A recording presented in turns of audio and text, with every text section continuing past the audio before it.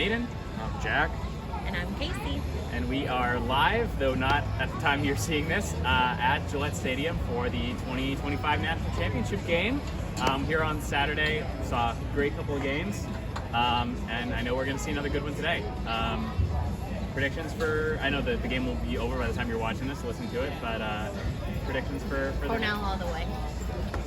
I think I gotta go Maryland. We just never agree. I mean, so voting for with my heart is Cornell. I don't know. I think Maryland's gonna. They just seem so inevitable, like the whips in the PLL, like the evil empire. I just. Yeah. I just wanted to be clear that I was not voting with my heart. My heart has no idea what it wants, but as you said, like Cornell feels like a team of destiny, but Maryland is Maryland. Yeah, and they've looked so much more comfortable. Like their wins have all been so much more dominant. If you think of that 8-0 run in the first half against Syracuse, Georgetown, they just kind of put a stranglehold on them, and Air Force, like they weren't even trying. They just were basically staying in shape and still won by like 8. And Cornell just gotten tested in every round. They've come out on top of all these tests, but I know their biggest one today, I'm sure. Tested and succeeded. Yes, yeah, every time. Absolutely. I think it's going to be a really great game. Yeah. Either way, I think it's going to be a battle. Both teams are obviously ready to just fight it out. So, Cornell all the way. Yeah, we'll see if CJ Kerr sends his college career on top, or that he goes into his professional career with a chip on his shoulder. Beautiful weather though. Oh my God, yeah, great day. perfect. Great day for a championship game. Yeah. All right, that's I'm not going to cover the game too much because it's over by the time you're hearing this, but we'll throw it now to our interview with Coach Holman. Thank you to our most frequent guest, Coach Brian Holman, for coming on and talking to us yet again about the draft and everything else that's gone on since we last spoke. Brian, how are you doing? Doing great. Got 3 more days, head up to camp on Friday. Oh, wow, that's soon. Yeah. All right. Yeah. So, feeling really good. A little nervous, excited. The boys are in a good spot. Just looking forward to getting up there and settling in with them. I love the week. It's the most time we get to spend together during the whole season. Really, it's an extent. We have 7-8 days together, and then there's a game. I mean, Think about it. We have a game in what about 10, 12 days, which is kind of hard to fathom at this point. So really excited and looking forward to camp starting. Yeah, I mean, neither can we, or us too. I mean, it's certainly the most exciting time of year. We've been talking about it for a while, how the exciting's just ramped up with college playoffs and all that. And obviously the season is really what we're all here for, the PLL season. So, I mean, I guess let's just talk about the most recent big thing that's happened is the draft. And we were debating all year long, is it going to be Mackesy or Hiltz or Brian Cameron or someone else? So I guess, how did you, now that we know who it's Mackesy, how did you finally make that decision? What and when? It was not easy. Mackesy was kind of the early favorite amongst the staff, and there's about 4 or 5 people that I work with during the course of the year to kind of build that draft board and analyze players, and then as the year went on, Owen definitely started kind of climbing the ranks, right? And to be honest with you guys, going into the draft week, I was dead split, like right down the middle on both of those guys. Half of our staff wanted Mackesy. The other half of the group, there's, like I said, 4 or 5 guys, was in favor of Hiltz, and I really wasn't leaning one way or the other. And they both bring really different attributes, and I think that was really the final decision-making quality was, who did I think in the long term would be the best fit for the Cannons, number one, and then potentially I don't want to even say better player, but the better player in our system for the longer term. And just doing a little praying and looking for a sign and right before the draft, about an hour, maybe a little bit longer, early in that afternoon, there was some scuttlebutt of potential trade from the chaos up into the third with the Redwoods. And I know the chaos really wanted Coulter. We've had some conversations about that. And the thought of not getting Coulter really swayed me to take Coulter, if that makes any sense. Absolutely. And that's really how I made the decision is when I thought for a second that they may jump into that third and we wouldn't get him. And I felt like, dang, I don't want that to happen. That's what kind of pushed me over the edge, just that thought. So Owen's going to be a great pro. I think Coulter is going to be a great pro. Really two different styles of play. And I think Coulter fits the Cannons a little bit better than maybe what Owen would have, but they're both going to be very productive, and I think either one of them would be a success with our team, and great kids too. So that's kind of how it all shook out. Wow, I mean, that's amazing that even an hour before the draft, you still weren't sure. I think, yeah, I don't know what kind of our decision was. You kind of did have a guy, and you maybe were just keeping it close to the vest, but yeah, I mean, wow, to even that day, it could have come down differently. Yeah, I mean, some people thought I was kind of playing some gamemanship there, but I don't think I'm that smart. I really just I liked them both, and it was really funny. There was a conversation at one point with our staff. They're like, well, since we didn't really have a productive left-handed spot, maybe we take them both. Maybe take one at 4 and one at 12. Like, why not? So, but that wouldn't have worked. So, yeah, I'm happy. I know he's happy. I've had two really good talks with him. Actually, 3. Had 1 pre-draft and then 2 post-draft, and he's excited. Even with the loss on Saturday, a heartbreaker there against Syracuse, he was just really fired up. He can't wait to get to camp, and so it's going to be fun. We've got 4 lefties over there with Will, Yep, and Coulter and Graydon Hogg and Brian Cameron, and I don't discount any one of those guys not being highly productive for us. So it's going to be a great battle in camp. I promised you guys we wouldn't not have a lefty that's going to be productive, and I guarantee you out of those 4. We will have production from the left side going into the season. So for sure. Yeah, I mean, there's definitely some more stuff I wanted to ask about the draft, but Jack, he said the magic words. Do you want to ask about Will Manny? Will Manny? I mean, who's got the inside track? Will Manny? Or, I mean, I know you said any one of those guys could be productive, but I think that from a fan's perspective, at least the debate seems to come down to Manny versus Mackesy. And so any kind of thoughts on how reps are at least going to be split initially in training camp? No, not really, Jack. It's just, we're gonna go out there just like we do every year and put the guys on the field. And the beauty of pro lacrosse is, like, even at training camp, we only have 29 guys. So, like, if you take the goalies out of the mix and the faceoff guys out of the mix, we're at 26. So the guys get a ton of reps. So it's not like you got to think really hard about who's playing and who's not playing. It's not like the college team where there's 50 guys and there's 25 guys standing on the sideline. So they're going to get plenty of reps. Something new this year in the PLL, which is, at first I didn't think I was a fan of it, but now that I've had time to digest it, I really like it. So typically we have a scrimmage Monday afternoon.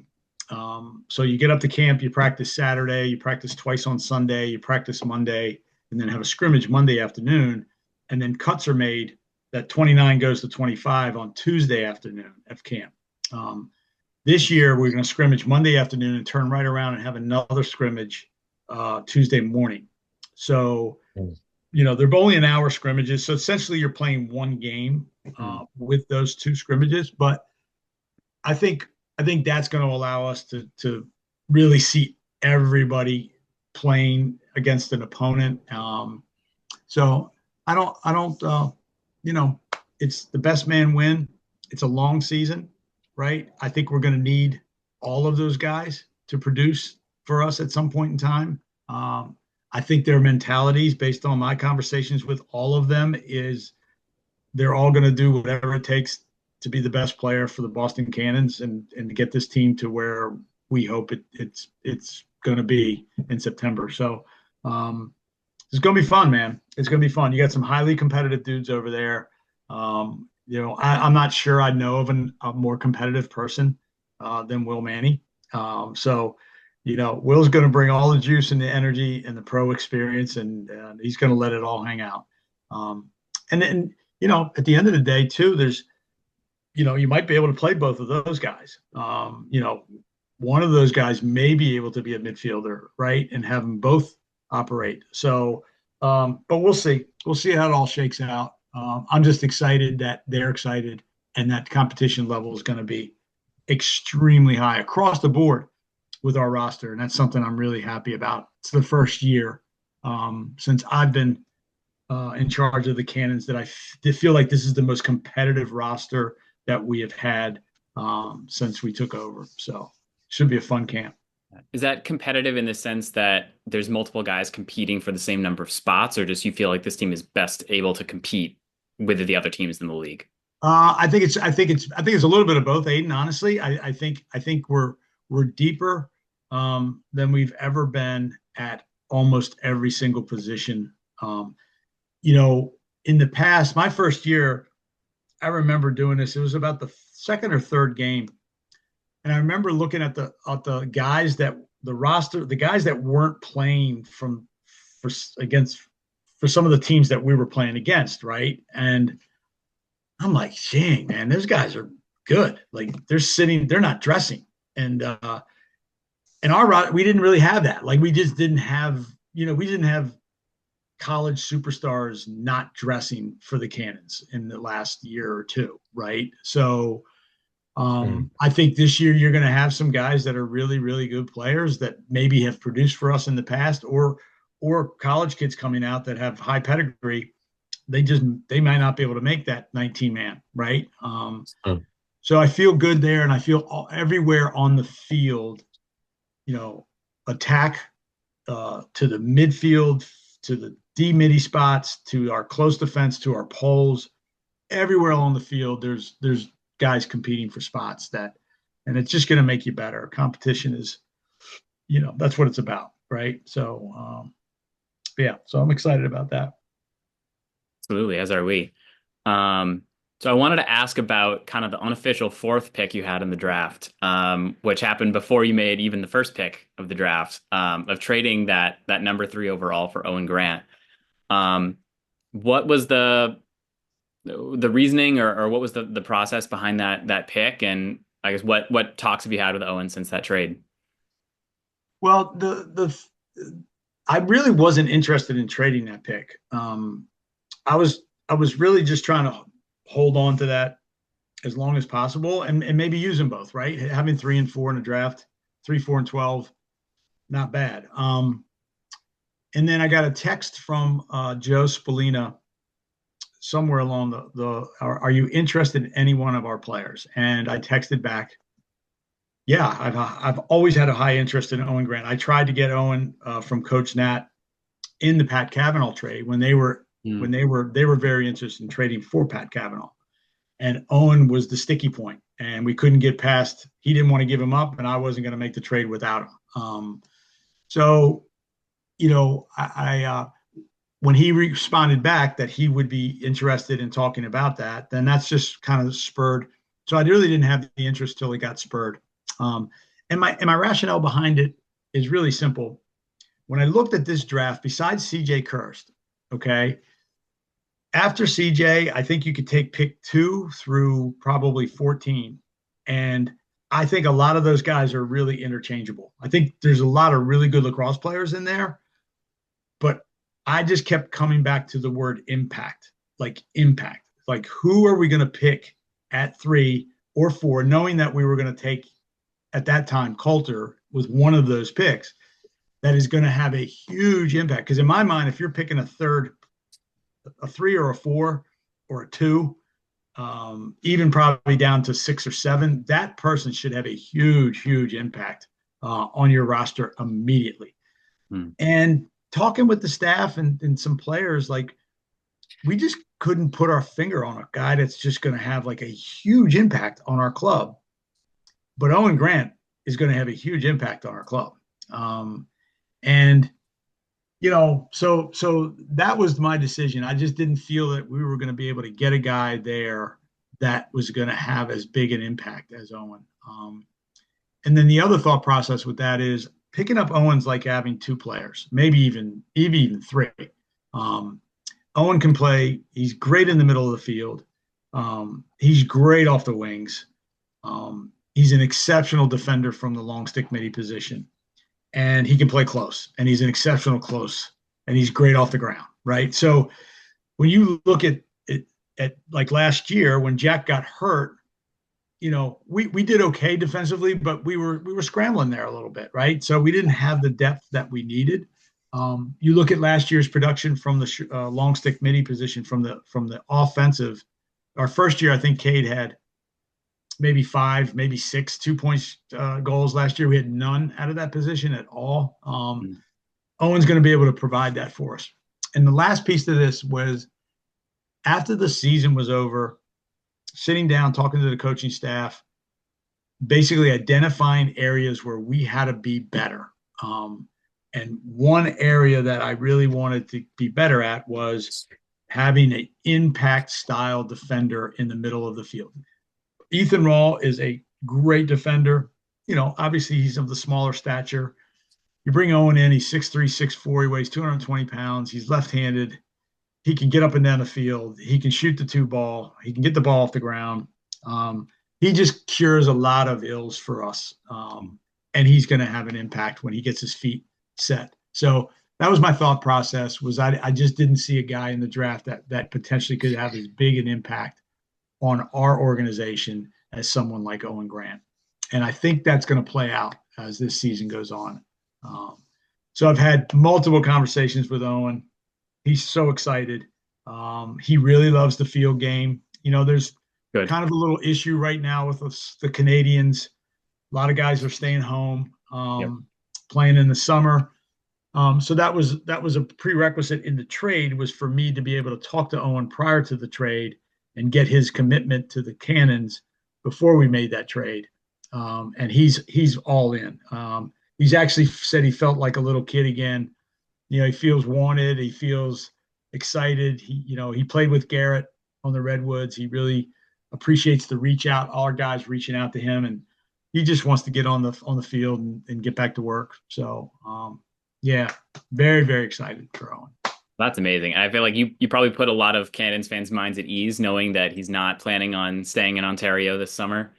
I know I was definitely relieved when the Vancouver Warriors got eliminated from the NLL playoffs, just knowing that no more chance for him to get hurt. You have fresh legs, go into training camp. And I've talked about, Aiden, I'll tell you not a story, but on those lines, right? Wishing him all the best, and I still stay in touch with Adam Charlambides, who's actually going to get a shot with the Chaos this year. I love Adam. I don't have a lot of regrets, but I think I probably should have given Adam a little bit more rope a couple years ago when he played. He's a wonderful person. But just talking to those guys before the playoffs, but along those lines, I hate to admit this, but going to bed at night on that playoff game, A, just praying he doesn't get hurt, and B, kind of like, hey, it won't be bad if they lose, I would never say that to Owen, but I wouldn't have made that trade unless I was 100% guaranteed that he wanted to be a Cannon. And that's why the trade wasn't consummated until we talked for 44 minutes on that first conversation on FaceTime before the trade happened. And when I hung up, I was absolutely 100% guaranteed he is a Cannon, and he wanted to be a Cannon really bad. So it's good. That's amazing. I mean, that's so encouraging, because you're right. We've talked to some other people in the lacrosse world, and is Owen Grant better than any poll they could have gotten in the draft? And pretty much everyone we talked to was like, yes. So really cannot wait to see him whenever that first shift he is out on the floor, or, highlights from training camp or something. Yeah, really excited to get that second pole or second LSM position secured behind Ethan Roll. Yeah, and it just, again, not to belabor the point, but it's funny how one person can, from a coaching perspective, one player allow you to do so many other things, right? Going back to Owen again, he said, "Hey, coach, look, if you want, I'll bring my shorty to camp too." Like, so he's that kind of player. Like, it's just a matter of how can I help this team, get to where we want to get to. But Owen just gives us a lot of flexibility. You could bump Owen down at close. You could bump Bryce up to run pole with Ethan. We can double pole with big, physical, strong guys. John Geppert is coming to camp. He's an ex-Maryland player, was an All-American. I don't put much past, and that's what I'm talking about with the competition. Like John is a legitimate pole. He's a very, very good defender, and he's a great team defender. So, yeah, that position, but Owen just gives us a lot of flexibility with what we can do defensively that we didn't have last year, to be quite honest with you. So yeah. So mentioning the the hearing that rumors of the chaos trade trying to get up, I wish we could talk to I can't think of it, Spencer Ford and Roy Colsey to see why that didn't happen, but. After the Grant trade, were there any other draft day trades or leading up to that you tried to make, or did anyone reach out to you? No, everything was pretty quiet at that point. There was a little talk on draft day about potentially maybe even trading back. Was trying to pick up another pick in that third round, but honestly, sometimes guys, like, that thing can get overthought a little bit.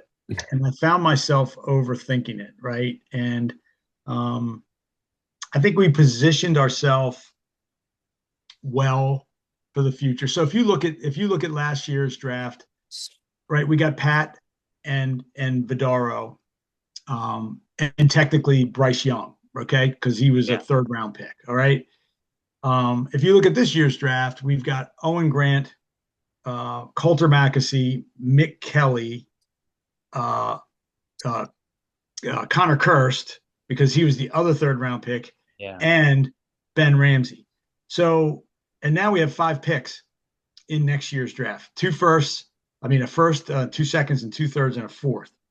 So in my mind, I think we've done a nice job of kind of navigating the waters, getting value. Like, I feel very strongly that Connor Kirst and Bryce Young are more than a third round pick, right? If you think about their careers and the players that they are. So I feel good. I'm happy with where we are. So starting to think too much on draft day of trading back, getting this, it was just like, you know what? We're going to get our left-hander. We're going to get a good midfielder and athletic. That's another piece that I wanted to strengthen up, is be a little bit more athletic off the wings and in the middle of the field. I knew we were going to have a shot at Mick. Mick was our second midi on the board. Aiden Carroll was one. He went earlier to the Whipsnakes than I thought he was going to go. I thought they were going to go D midi first. So once Aiden went off, Mick was our second choice. So we got him, which I'm really happy about. I think his ceiling is extremely high. And then sitting around and waiting to the 4th round and watching Ben Ramsey just show up there, the good Lord was kind of looking out for us, I think, a little bit, because I think he's a very good lacrosse player, and he's certainly, I think, worthy of a little bit more than a 4th round pick in this league.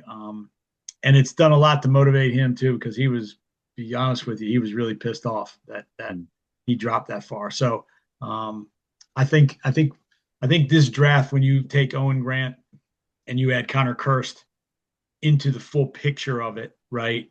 I think this draft is a very substantial draft for the Cannons organization. I'm really pleased with it. Yeah, and thank you for bringing back. I remember, of course, the Bryce Young and Connor Kirst being traded here, and not to sound too much like a fluff podcast, but I feel like you kind of fleeced Stags with that one to get, Connor Kirst and Bryce Young for 2 draft picks, and Matt Reese, I think, who I don't I don't even know if he suited up for the Whip Snakes. No. Adding the two of those guys into the picture of last year's and this year's draft, yes, this team did get a lot better. Yeah, and I look at it that way. I know a lot of the media people don't really conceptualize that, but that's actually the reality of the draft and the trades is, you have to compare apples to apples, right? So we gave up 2/3, but in return we got Connor and Bryce. And yeah, we traded Pat Cavanaugh, but we converted that trade into Owen Grant, which was essentially part of this draft, right? So, and we still have, like I said, we have a first and we have 2 seconds and 2/3 next year. So, which I don't plan on at this point trading any of those, because I think we're going to need probably an additional 3 to 4 guys next year after this current run, because I think we're getting close to a transition phase, right? We've got some older guys. We actually have a perfect structure. I was just going through this with the coaching staff the other day. Like, if you take the veterans on our team and then you take the mid-level guys and then the younger guys, it's almost it's a beautiful blend of all three aspects. And that's the way you want to continue to keep you don't want to overload on rookies and young guys, right? You just don't want to have a bunch of old guys running around out there. I think we've got a perfect mix, but we're going to be in a transition phase probably in the next year or two. So I want to keep 4 to 5 draft picks available for that part of the organization. So yeah. I feel like I've been dominating the conversation here early. So I want to, Jack and Casey, if you guys got any questions you want to ask, please do. Yeah, I want to throw one out. Brian, you talked about, the players that you did get both in this draft and last draft. One player that you did not get in last draft, but you could have, it was Scott Smith. Yeah. I was really hoping for a second coming of Scott Smith. I was very proud of announcing that pick last year. I was really hoping to see him in a Cannons jersey this summer. So I'm just curious, did you think about taking Scott Smith in the second round at all at 12, or were you fully focused on that midi position? Great question. And I love you, Jack, because you kind of come at me sometimes, and it's not but I like it. Like you question me, and I don't mind that at all. So, so to answer your question, if Mick Kelly would have gone off the board, Scott Smith was in that next tier of 1 or 2 guys to talk about. So to answer your question, yes, he was considered. The reason I wasn't as high on him at this point was getting Owen. It just, once we got Owen, let's say next year somebody retires. Let's say Epp or Bryce Young. I have no idea that's going to happen, but let's say one of those guys decides not to come back. Owen's going to slide right down into close. So getting Scott would have been good insurance for sure, but I'm not sure where he was going to play over the next year or two. And then you have a guy that, and to be quite honest with you, Scott had a rough year, not so much playing wise. Hopkins had a tough year. I thought he tried to do a lot too much. There were some rumblings that he wasn't enthralled with lacrosse right now, and he wanted to maybe take a break from it. So there's a little bit of that, but it was more so of like, where am I playing him in the next year or two? Now, if we didn't pick up Owen Grant, that would have been a no-brainer, right? So once Owen came in the fold, my focus was clearly in the midfield. Now, if Mick would have gone off before 12, Scott was one of 2 guys that we talked about at picking at 12. So there you go. Who was the other guy? Yeah, was it Ben Ramsey or no? Oh God. Oh God. Oh, Dylan Hess. Oh, sure, yeah. Oh, yeah, of course. Yeah.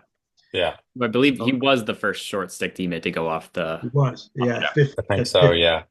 And I think what happened, I don't know this for a fact, but I think when we took Mick, I think the Water Dogs were going to take Mick because of the Denver connection. And I think when we took Mick, because Coach T was down at the end, and he kind of looked at me and he gave me that like, that's my guy look. Then I think Dylan would have been sitting there, right? If we would have taken Dylan, they would have taken Mick. We took Mick, they took Dylan. I think that we were both going to take the same people with those picks. So yeah, makes sense. They were all kind of the consensus specimens available. But I mean, hey, maybe that gives Ben Ramsey just that extra little chip on his shoulder to go up and knock someone down. When I can tell you by my conversation with him, that chip's not falling off the shoulder anytime soon. He's excited, and he feels he has something to prove. And that's a good thing. And even without that disc, you still should come into the league. You have to come into the league wanting to prove yourself, because it starts all over. It starts all over. You can be an All-American. You can be this, that in college. You step foot on a pro field, it is a totally different ball game, and you've got to have that mentality where I have got to prove myself again. But yeah, he's got it in spades right now for sure. Yeah. So. And again, I mean, bummer obviously for him to end his college career in a loss, but still a little bit relieved. He'll have some time off, be healthy, hopefully, to go into training camp, and of course not making the tournament.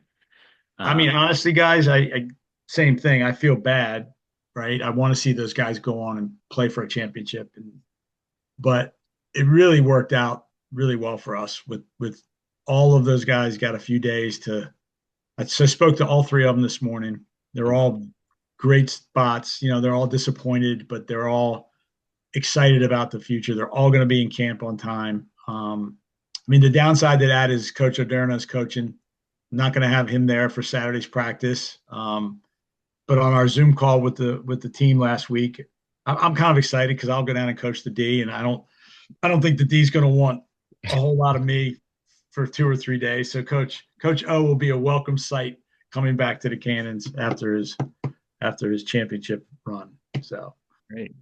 Yeah, I mean, we talked about it on our own. It'd be so cool, like seeing a potential future Cannons draft pick, because we're all going to be at Foxborough this weekend. But I guess we were at Foxborough because it's going to come out on Memorial Day. But we got a coach to root for at the least, although Jack said in our most recent episode, not necessarily a fan of Syracuse lacrosse.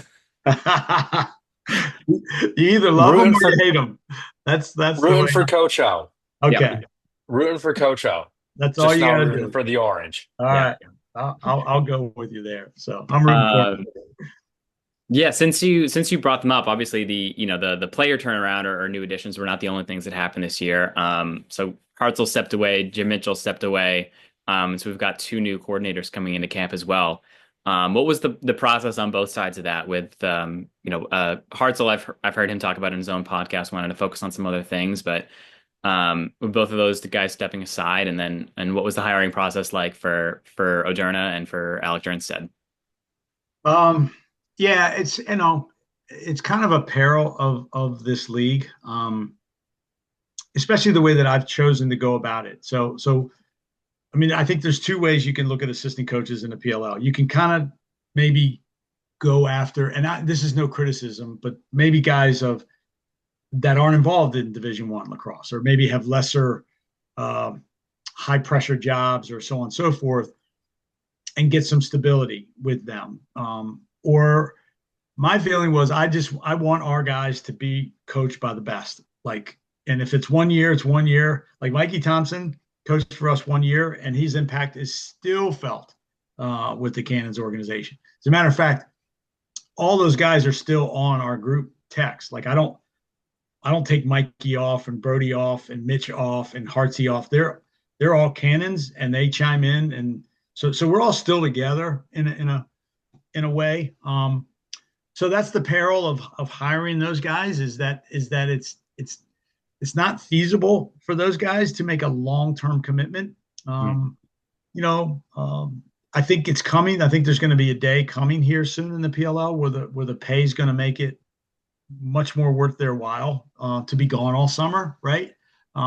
So Hartsey was basically did me a favor last year. I really felt like we wanted to continue to have Kyle Hartzell's influence on our organization. Like, he wasn't done yet, right?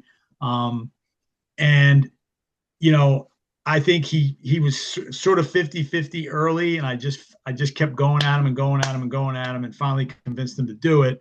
But he told me straight up that this was going to be a one and done type of thing. He's been in lacrosse his whole life. He's married. I don't know if it is public. They're expecting a baby. Good. So you guys know already in November, and he just wants to try something new, right? And I'm all for that. I think it's time for him. So that was that. With Mitch, I felt it was coming sort of halfway through last year. He's got two little babies, not babies, but two young kids. I mean, he's the number one assistant coach at Princeton. He's in charge of recruiting. It's just a tough summer for those guys, man. You're bouncing.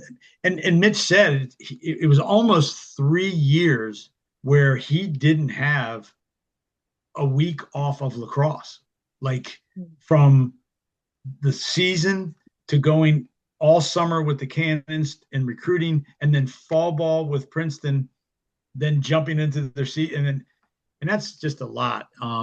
So it was the best thing for him. It was time for him to step aside. And neither one of us wanted it to happen. We have an incredible relationship, and I value and love him to death, and his impact will be felt for years to come as well. So when that happened, it was, I'm always thinking, though, trying to think a couple of years ahead. So I knew John was a guy that I thought about and actually approached him about a year ago on thinking about potentially coming on board. John's real close with Adam. They played high school ball together. I've watched his teams that have little talent perform at incredibly high levels because they're so well coached. He's so passionate. He fits all the qualifications in my mind, from energy, the passion that he has for his job. He's a relationship-driven coach, which is something that's very important to me. So our talk was quick. He's very interested. He gave me a 2-year commitment, which is something I really appreciated. And then Alec is someone I've known since the North Carolina days. He used to work our camps down at North Carolina when he was young, just started into lacrosse. So I've known him for 15, 16, 17 years. When he started Grove City, he basically took a version of our pillars that we used to start at Utah and kind of converted it into what he wanted out of Grove City. So we've had a relationship for a long, long time. And I think Alec is a superstar. He doesn't have much ego because he's very happy coaching at Division III and starting and running a program. And he's another one. He's a very strong Christian, which is something I value in our organization. And he's also a very strong relationship-oriented coach. His presentation to our guys on the first night of the Zoom was absolutely phenomenal and fascinating. Just talked a lot about himself and his beliefs and his wife and his kids and really why he does this. And he immediately had an impact on our players. I got texts after that Zoom saying, wow, like, this guy is pretty cool, like something special here with him. So I'm as excited as can be because it's a kind of a fresh start for me. Like, I got 2 new guys, right? Their eyes are wide open. They're both got an incredible amount of energy. They both know the game better than most. And I think it's going to be a good breath of fresh air. Not that Mitch and Hartsey weren't, but it just change is good.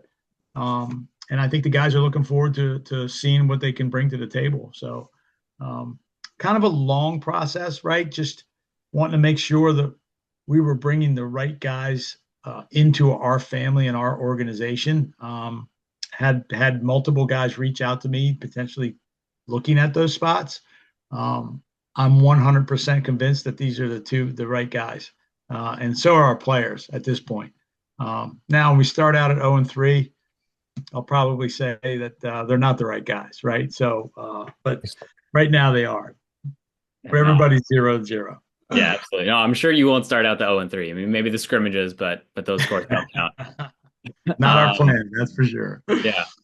Um, yeah, what do you know? Do you have any sense so far of what kind of changes or different looks that we might see from a Jern Steadano led offense and defense? I know the junkyard dogs on the Syracuse PK is a big thing, but PLL roster is not exactly big enough for that. Yeah. No, I think what you're going to see offensively, I don't think you're going to see a lot different. One area where I can tell you where we will be better, and Alex teams thrive in this, is in the transition game. So we will be better. We're a good transition team. We didn't execute at a really high level last year. Our first year, our execution was at an extremely high level. Last year was not good. I don't think we were as organized as we should have been. It was a talk that Mitch and I had after the season that both of us agreed that we didn't coach that side of our team as well as we should have. So I think Alex is gonna bring some different ideas and different flair to the transition game that I'm excited to see if it can play out in the PLL. A lot of things can translate from college to PLL, and a lot of things can't. But I think his base mentality in transition will definitely translate. So that's number one. You're going to see very similar offense, very emotion-oriented, extremely unselfish group. We didn't shoot the ball well last year. It's a priority for me to be a better shooting percentage team. I think our shooting percentage dropped by a couple of points. So I don't think you're going to notice much. Our spacing will be better. He's a freak about proper spacing, and last year our spacing wasn't as good as it was prior. And defensively, we're going to be very aggressive, like we always said. That's my mindset. It's J.O.'s mindset. We're going to get out and play the ball hard. We're going to support our guys if we need to support. We're going to try to put the opponents in a position for Colin to make the saves that he really likes to make. And we're going to get the ball off the ground the first time, and we are running. We are running down to the other end. So we're going to play fast-paced, and we're going to convert on that other side, and we'll get more production from the left side of the field because it has hampered us for the last year and a half. But I don't think I think overall you're just going to notice. I don't want to say a sense of urgency, but I think we're going to play faster for some reason because it's going to be a point of that we're going to make in camp is playing faster. So I hope that answered your question. Oh, absolutely. Yeah. I mean, and you've added some great transition resources. Like we've talked about Owen Grant a lot, Ben Ramsey. That D mid group has been and we know Ethan Raw loves to run and score and you said no twos last year, but he was about that close. Here's my prediction right now. Ethan's going to have anywhere from 3 to 5 2-point goals this year. All right. We're definitely clipping that. Right. Yeah. Yeah. That'll be going up on Instagram for sure. If and when that happens. Yeah. And we obviously hope it does. That was such a fun thing. Exemplified no more especially by that Archers game where you both scored 9 times, but 5 of ours were from 2. So it's a real part of the game, right? Yeah. And we're going to continue to explore the opportunities around that line. I think last year we started relying on it maybe a little too much. But the thing that kind of snapped me back out of that was the Champ Series, actually. We went into the Champ Series. We did a whole statistical analysis of last year's event. And our goal going into the Champ Series was to shoot anywhere from 10 to 20 twos a game. And the Archers basically took us out of that in the first game. They literally didn't allow that. So we had to reevaluate how we wanted to play. And at the end of the day, we hit another year. We moved the ball better, and we scored a lot more single goals, right? So what I liked about that is that now I think we can play both ways. So if we're going to go into a game and maybe the 2 balls not dropping, our offense is going to be good enough to convert at a higher percentage to give us an opportunity to win. Whereas last year when the 2 ball wasn't dropping, I think we struggled at times to convert in our regular set offense. And that will not happen this year. So, but we're going to continue to explore that 2-point line. It's valuable. Oh yeah. Yeah. And I mean, such a juice moment when it goes in. I mean, obviously no more than that Zach Tucci one from midfield last year, but I mean, in Fairfield where I was in person to see those 3 in a row. And like I mentioned that game against the Archers with 5 across the game. Yeah, some of the most electric moments of the year, I think, is when you get a step into it too. Yeah, definitely. Yeah, I wanted to ask about Champ Series as well. The way that game has evolved in the 3 years of the tournament has been astonishing. You know, you saw Romar Dennis year 1 hit, I don't know, 75 2-pointers, I think, across 5 games. And I don't think anyone, I mean, no one hit double digits this year. I know that. What was the experience for you like coaching year 2 versus year 1 and I guess that whole experience of winning the title in very different fashion than happened last year? Yeah. I look, anytime you can be around the boys, again, you know, we're locked up for a whole week. We got basically half our team there.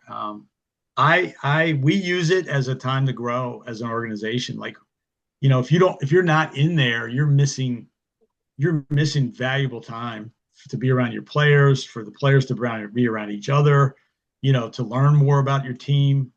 So no matter whether we want it or not, I know we will come out of that event better. So our goal is to be in it every single year, because it's just going to make us better as a team, and the guys like it. You know, I think our mindset is that it is a grind. It is not an easy event. As you guys all know, Brody's been with me for the 2 years now, and Brody's seen just about every event that there is to be seen as a lacrosse player, and he's played in some of the toughest venues and toughest games, and you know, he straight up will tell you that that's as tough as an event and environment as anything that he's ever played in, from indoor, outdoor, or whatever. So we embrace it. It fits our culture. We don't mind it hard. And I think you've got to have that mentality to survive in there. You know, it's not a 1-game tournament. It's a week long. You know, so we love it. You know, we had to shift gears from an offensive perspective. You know, not getting the 2 shots off as much as we want. And I thought our guys did an outstanding job. We had to shift gears from an injury perspective. You know, trainer goes down in a practice. You know, Marcus has to miss a game. He probably should not have even played in that last game. Bubba's playing with one shoulder. You know, come to find out, Ethan Rawls got 2 cracked ribs and blisters on his feet that you guys, it was disgusting. You know, I can go on. And, you know, so we had to deal with that. But that also helped us grow, because when Mark didn't dress for the Atlas game, you know, we needed more leadership on the bench. And Asher Nolting started talking more when he was over on the sidelines to guys like Vidaro. Matt Campbell grew exponentially. Matt Campbell was playing with a really bad elbow. I'm not going to mention what it is or was. He's fine. He's going to be participating this summer. But so, you know, he had one arm basically. But those guys grew up a lot in that Champ Series. And what I'm excited to see is that evolution carry over into the summer. Asher getting more of a voice and maybe a little less of Marcus's voice now, right? Matt Campbell starting to be the voice of the midfield, and maybe not Ryan Drenner as much, right? So sort of passing that torch, and having more voices than just some of the older guys. For me, that was the biggest reward besides winning it, is seeing our team have to battle multiple levels of adversity and never lose sight of the fact that, you know, you're going to play us, you're going to have to kill us, all right, to win this thing. And that's literally how we went into that last game. Like, we're going to go out there, if it on one leg, one arm, it didn't matter. And the Archers were literally going to have to put us in the grave if they were going to plan on winning that thing. And that's going to be our mentality every game we face this spring. It carries over. It's had an effect on our team. And I'm excited to see it, you know, transpose into the field game. So I love coaching in it. It is a blast. I love the game. I love the environment, the noise, the crowd. And I love the fact that our players love to play it. It makes me happy as a coach. When your players are happy, you're happy. Like they really enjoy that competition and that style of play. So Yeah, awesome. I mean, yeah, it really did look like a hospital ward more than a locker room. I feel like, were you going through anything that week as well, or were you somehow managed to stay healthy? I keep all my injuries to myself, so it doesn't matter whether I'm hurt or not. No comment. All right. Yeah. I mean, Casey, I know you've been quiet this episode. Do you have what was that like for you in person versus seeing it on TV? I mean, and what a game! I mean, especially that semifinal against the Atlas that we saw. I was actually watching some clips just a couple hours ago from it. And it just brought me right back. I got chills again, just remembering how it felt when you and I, Aiden, were sitting there and we just I mean, the crowd was roaring. We jumped up, we're screaming. Trainers' families right behind us. We're high-fiving them. I mean, it was a blast, but seeing it in person was just that much more fun. From a fan perspective, I love the fast-paced game like that. I'm a big fan of box lacrosse for partially that reason. Yep. So I really enjoy that style of play. Yeah, I agree. I think. Sorry, go ahead, Coach. No, I think in my mind, if I was a betting man, I think I would make the women's game in that format was off the charts, compared to a normal field women's lacrosse game. I just think the future is really, really bright in that environment for that game, especially with the Olympics being the kind of the driver of the whole thing. So, but yeah, it's a cool event. It's over. Really proud of it. It's another notch in our belt. They can't take it away. People somehow have a tendency to kind of denigrate that it's the champ series or whatever. It is a real tournament, and just ask the guys that play in it how real it is. And every team that's there is trying to win it. Nobody's trying to not win. So I'm proud of that. And, now we're going to go after the next one. So, and that's what we're going to try to do this summer. Oh, they're just coping because they're jealous. If they won, they'd be talking about it just as much. Agreed. Yeah. I mean, the point you made about the physicality and the mentality it has to give you, I feel like that's so helpful too. And I really feel like you can't overstate the impact that Brody Merrill has on the sideline too, just as someone who's seen everything from lacrosse. And I feel like the toughness that you have to get through that week, and the mentality and that the players had just have going through it of you are going to need to literally kill us and we will literally kill you to win this thing. Can't wait to see that out on the field. A little bit more space for the guys to run away, but I know. I don't know. We can make it difficult. Yeah, they got to come to the goal eventually. So that's right. Especially now that we're getting Keelty back. I can't wait to see that. Yeah. Yeah, me neither. Yeah. Me neither. I say my prayers every night for Jack. I mean, again, I've said this before, and every time I get a chance to say it, I will say it. He's one of the most impressive young men I've ever had the opportunity to be around. I've been around a lot in 40 years, and he's just an incredible leader. I mean, his determination and his will to drag people with him is just incredible. So Jack's going to be healthy. He's going to stay healthy. He's going to have a phenomenal year. And no excuses in our organization ever, but not having him and Donnie last year did strip away. We just could never get that feel back. And I think it's going to be back in spades when we take the field on Saturday afternoon.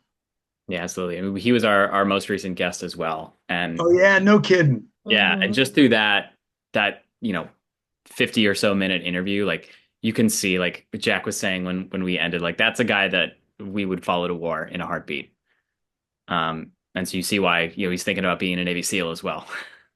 Yeah, he's special. He's special, and everybody on our team knows it. So yeah, I can't wait. Yeah. All right. I think that about covers what we got. We had one more question written on here. Have you played squash with Coulter Mackesy yet? Because I know that's his other big sport besides lacrosse. No, I don't That want one to. was me. I don't want to. No, I don't want to. I don't want to ruin Coulter's confidence before we get to camp. Okay, and I also don't want to be on the wrong side of a rookie beating me in a sport. So that we'll wait on that one for a while. I'm sure Albany has a squash court that some number of players and coaches on any number of teams could take up if they want an activity to do once practices are over. Coulter's going to have one job for the Cannons, and that's throw that ball into the back of the net every time that you can. So that's it. And if he wants to go play squash, it's gonna be when he retires and joins the country club. So yeah, absolutely. I think that's just what we need, a squash injury in training camp. Yeah, I don't need any of that. Aiden. No, do your job. Do your job, Belichick. Do your job. Absolutely. Right. Mm-hmm. Awesome. All right. Yeah, I think that's all we got for you. We're so excited that you saying training camp is this Friday. Just that got me even more stoked. We've been talking about it for so long. Champ Series is wonderful, but it's too brief. Although I think someone probably would literally die if it went on any longer. So can't wait for the whole summer we got ahead of us. Yeah, and thank you again for all your time. It's always such a treat, such a pleasure every time we talk to you. Yeah, can't wait to see you out there in Albany and in Boston and California and everywhere in between. Yeah, me too, guys. I'm excited. I have a great feeling. Always do going into camp, but I think we're on the verge of something here. The good Lord can keep us healthy, and I just like our mix. I like the fact that we've had failures here to some degree, and I don't really call them failures because after that chaos game, it was a great learning lesson for me and the staff and our team. And so I think we're poised. But at the end of the day, like I tell the guys, the proof's in the pudding. You got to go out and you got to execute, and you got to continue to put the work in every single day to be that best version. And that's our ultimate goal is for the next 15 weeks is to continue to work every single day to find that best version of ourselves as it accounts towards the team. So, we'll be practicing Saturday, 2 on Sunday, scrimmage on Monday, scrimmage on Tuesday, cuts on Tuesday night. And then we have a cool celebration. We give them off on Wednesday. And we go out, we rent a pavilion out in this beautiful park out in Albany, up in the mountains. And we spend the evening, afternoon out there together, and we have this huge barbecue brought in for the guys, and just no practice, no lacrosse stuff, just hanging out together. And then Thursday we'll start preparing for the Atlas and play them Saturday night. So it's a great week, a lot of action, and I can't wait to get started. So, and really appreciate all you guys too, your support. I know my wife had a blast with you guys. She loves shit like this. So you made her. She was day. great. Yeah. You literally made her day. So I appreciate you including her. I made her feel special, which was awesome. And just all the support and anything I can do to help you guys, just never hesitate to call. Okay. Yeah. Yeah. I mean, we were so grateful to have her on. I think the Mother's Day episode would be a great annual tradition. We'd love to keep her on and have a rotating cast maybe, but just put her in charge. She'll get the whole thing situated for you. All right. Sounds perfect. All right. I'll see you guys. Thanks a lot. Right. Okay. Thank you, Coach. Bye, Coach. Thanks, Coach. Bye. All right. Bye-bye. And we're back here now. Thanks again to Coach Holman for coming on. Love having him on every time. He's just a phenomenal human. Yeah. And thanks to Scott. You might notice there's another person here, or not if you just listen to the audio. Scott from the Stampede also made the trip down. Yeah, Scott, what do you got going on for today? Well, I think it's going to be Cornell all the way, right? That's my heart and my thoughts, right? I don't care what anybody says. No turkey, no turkey. I'm going to agree with you on that. Yeah, thanks to Coach Holman, Scott. I know you haven't heard the interview yet, but fantastic as always to get those insights. Like he shares so candidly with us, and we're very appreciative. And put some big expectations on Ethan Rawl that I think we will love to see him meet and exceed. 3 of 5 2-pointers from Ethan Rawl this year, is what Coach said. Really? Wow. I'll wait to see those. Yeah, I'm sure I all hope of them will be against New York. No. Saturday night. Not Saturday night. No. We're not hoping for that. Okay. All right. Yeah, great to meet up with you, Scott, here. Yeah, thanks to Brian. We'll have you on later in the week for a full preview of the Cannons Atlas round 2. Going to go a lot better this time. I'm confident with Jack Fields in the lineup, but we'll break it down with you later in the week. Thank you all for listening. Go Big Red. Go Terps a small amount, but not really at all. That hurt me just to say, honestly. Never. Go Cannons. That's all. Go Cannons. Yeah, there we go. For you, maybe. Yeah, so we'll be back again with Scott later in the week. But until then, go Cannons. Go Cannons. Go Cannons. Go blue. Boom.